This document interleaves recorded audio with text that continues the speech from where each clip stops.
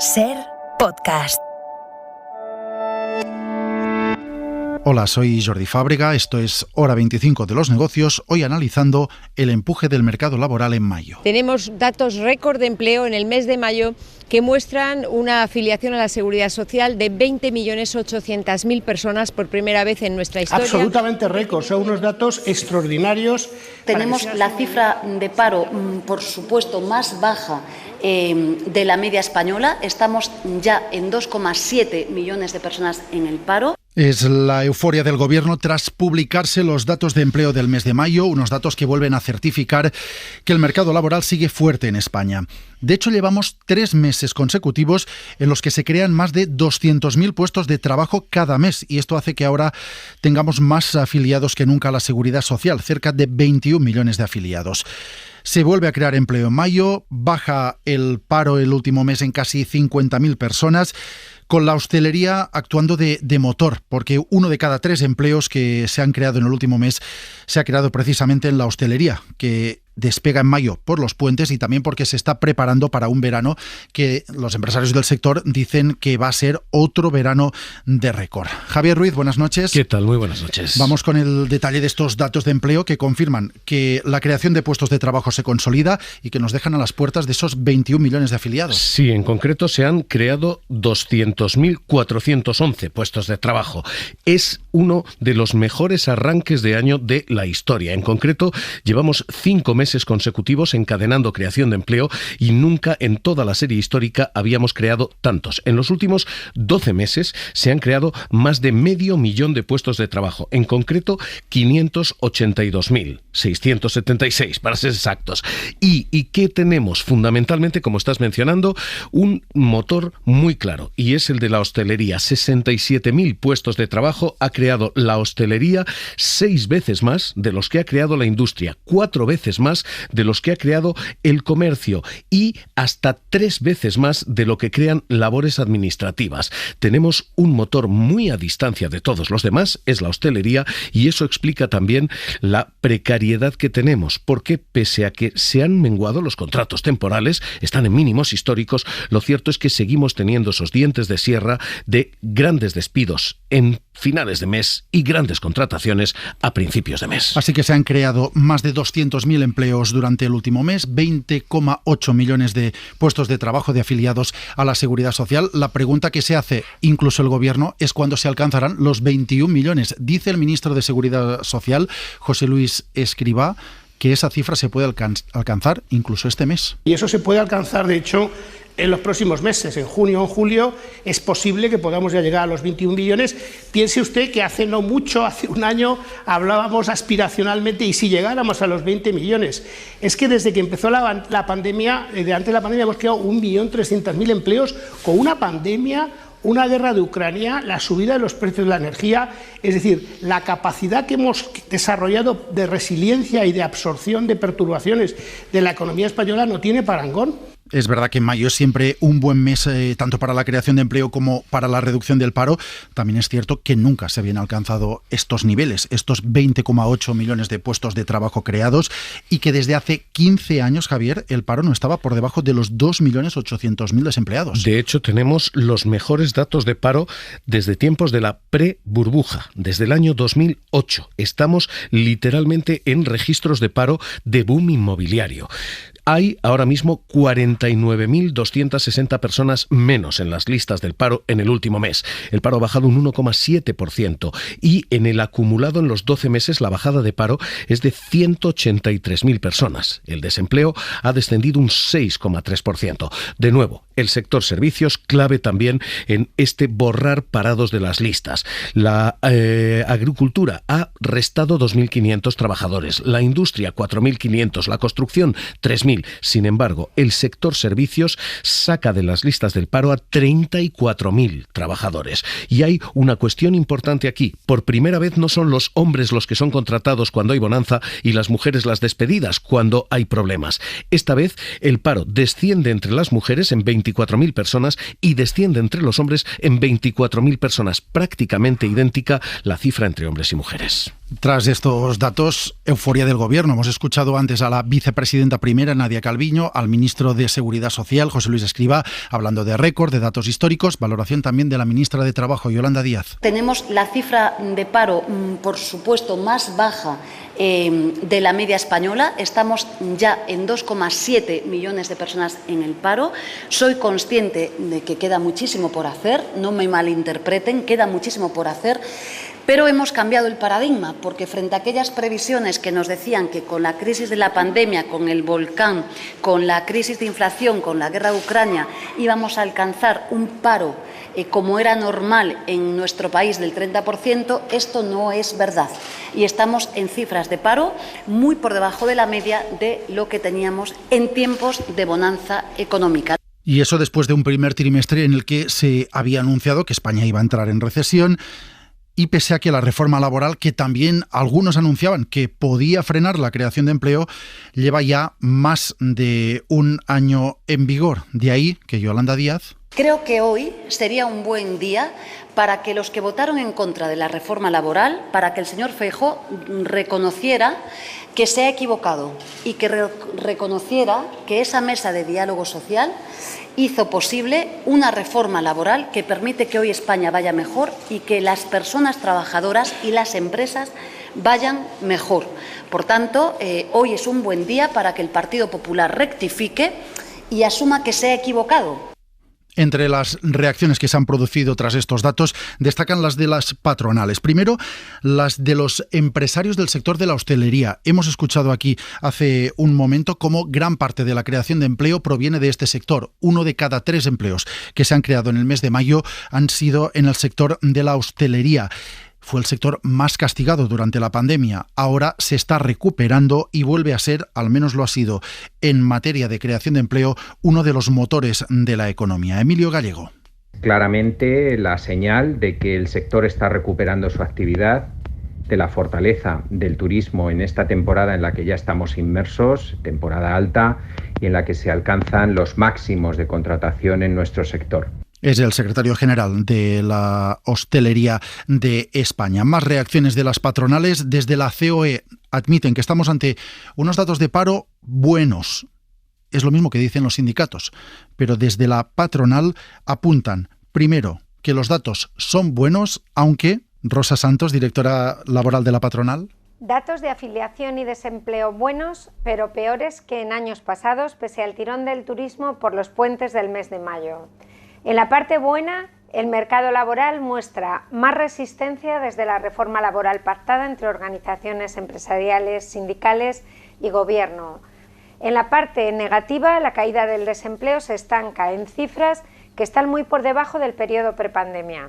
¿Y qué dicen los sindicatos? Edu Hernández, buenas noches. ¿Qué tal, Jordi? Buenas noches. Pues desde los sindicatos llegan valoraciones muy positivas, que sobre todo han hecho mucho hincapié tanto en la reforma laboral como en el resto de medidas en materia de empleo que se han ido aprobando desde el Ejecutivo. Pepe Álvarez, secretario general de UGT. ¿Alguien se cree que tendríamos estos resultados si no se hubiera garantizado a las personas que tenían un contrato temporal que pueden planificar la vida a medio y largo plazo porque tienen un contrato indefinido y eso los ayuda a normalizar su situación de consumo? Y valoran también la calidad del empleo creado. Fernando Luján es su vicesecretario de Política Sindical. El 50% de los contratos que se están haciendo son contratos de carácter indefinido. Como vemos, son datos buenos, sí, pero hay que seguir poniendo el foco en esa cifra de parados. Secretaria confederal de Acción Sindical de Comisiones Obreras, Maricruz Vicente. No nos puede hacer olvidar que 2.700.000 personas en desempleo son muchas personas y que, por lo tanto, hace falta seguir afrontando políticas progresistas que pongan el empleo como el principal problema de este país. El empleo crece y el paro baja, pero todavía queda trabajo por delante, dicen los sindicatos. Antonio González es analista de Economistas frente a la crisis. ¿Qué tal? Buenas noches. Buenas noches. ¿Es sostenible mantener este ritmo de creación de empleo? Porque llevamos 3 meses seguidos sumando 200.000 afiliados a la Seguridad Social. Pues yo creo que no solamente es sostenible, sino que es lo que va a continuar sucediendo durante todo este ciclo, ¿no?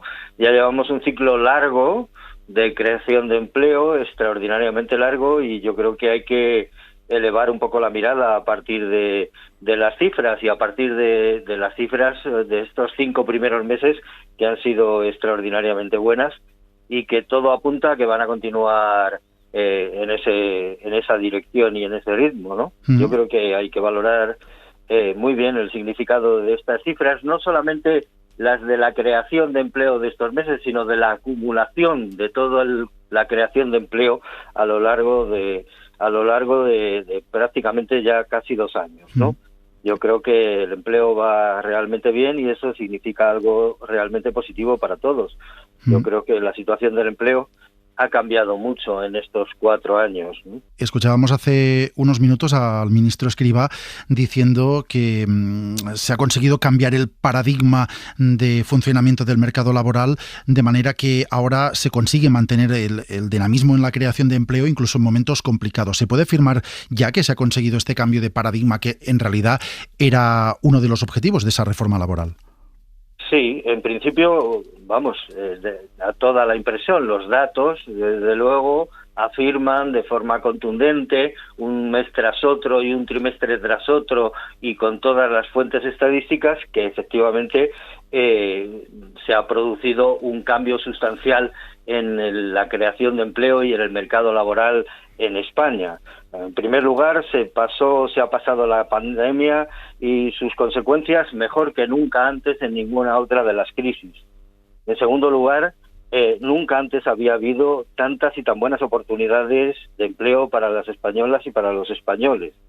En tercer lugar, tenemos en España más empleo que nunca hasta ahora. Estamos continuamente elevando los niveles máximos alcanzados nunca en la sociedad española. Y esta situación además está siendo generalizada en todo el país. Y en cuarto lugar, estamos alcanzando y nos estamos poniendo cada vez más cerca en niveles de empleo a los niveles europeos. Probablemente antes de 4 años podemos reducir el paro hasta los niveles medios de la Unión Europea, manteniendo toda esta política, todo este ritmo, manteniendo, en fin, y superando por fin el gran problema del desempleo en España, el problema que ha marcado los últimos 40 años del desempleo en España, ¿no? Los datos, de todas formas, sí que siguen revelando que se mantiene un efecto que lleva muchos años produciéndose, que es el efecto fin de mes, porque el día 31 del mes pasado se perdieron 140.000 afiliados.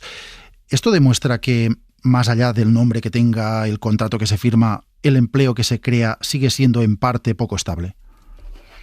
La verdad es que no, los datos demuestran claramente que se ha producido un incremento de la estabilidad realmente importante. Es decir, que todavía hay un componente en los ciclos de contratación de las empresas que hacen que, bueno, que digamos determinados fines de semana se reducen contratos y tal, o se cancelan contratos que luego vuelven a producirse otra vez al comienzo de la semana siguiente, y lo mismo sucede en los procesos mensuales. Pero esto es un hábito en las empresas que tardará algo más tiempo, digamos, en corregirse. Pero desde el punto de vista más estructural, realmente las cosas han cambiado mucho. Millones de personas han mejorado su empleo desde enero de 2022. Tenemos 1,8 millones más de personas con empleo indefinido de las que había antes. 1,8 millones de personas. Y tenemos 1,6 millones de personas menos con contratos temporales de las que teníamos antes de la reforma laboral. Tenemos 600.000 jóvenes más con contrato indefinido de las que había antes de la reforma laboral. Y tenemos 500.000 jóvenes menos con contrato temporal. Todos estos datos acumulados, que van más allá de lo que pasa en un mes, o en 2 meses, o en 3 meses, sino que ya indican claramente que se está consolidando una nueva estructura dentro del mercado laboral, ponen de manifiesto que la dinámica del empleo en España ha cambiado sustancialmente. Antonio González, Economistas frente a la crisis. Gracias, como siempre, por su análisis en Hora 25 de los negocios. Muchas gracias a ustedes. Son las valoraciones tras unos datos de empleo que nos sitúan en un nivel de afiliación a la Seguridad Social récord y que llegan además en pleno debate sobre el impacto que tendrá en los próximos años sobre el mercado laboral la inteligencia artificial. Una inteligencia artificial que está extendiendo su presencia y sobre la que se está avivando el debate sobre cómo hay que regularla. Riesgos de los que nos habla hoy Jaime García Cantero. Hoy, la inteligencia artificial pone al Papa abrigos que nunca vistió y crea versos que riman a la perfección, aunque suenen a ripio. Pronto empezará a poder tomar decisiones. Otra cosa es que debamos dejar que lo haga. El profesor de SADE, Esteban Milal, lo tiene claro. La inteligencia artificial ya toma decisiones y muchas veces las toma mejor que los humanos.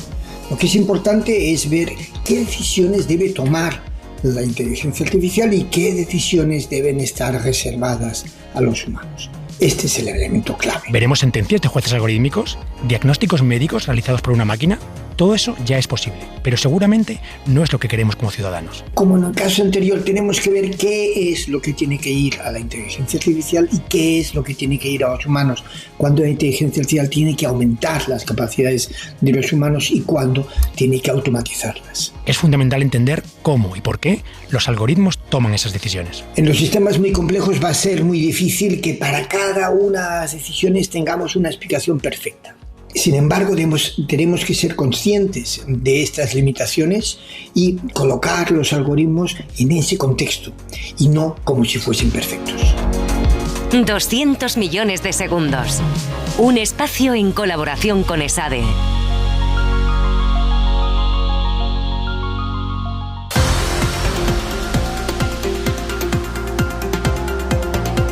Suscríbete a Hora 25 de los negocios. Todos los episodios y contenidos adicionales en la app de Cadena SER y en nuestros canales de Apple Podcast, Spotify, iVoox, Google Podcast y YouTube.